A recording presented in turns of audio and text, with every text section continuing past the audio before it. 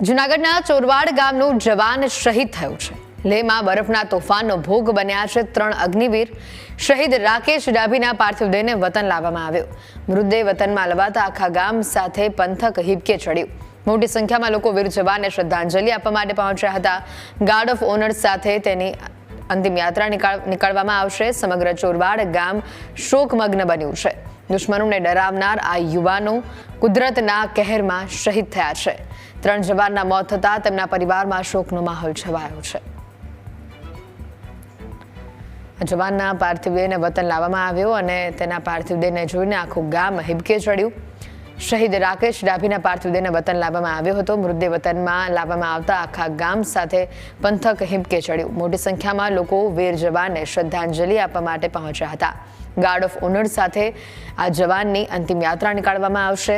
સમગ્ર ચોરવાડ ગામ અત્યારે શોકમગ્ન છે। દુશ્મનોને ડરાવનાર આ યુવાનો કુદરતના કહેર સામે લાચાર બન્યા અને તેમાં દેશના જવાનો શહીદ થયા છે। 3 જવાનના મોત થતા તેમના પરિવારમાં શોકનો માહોલ છે।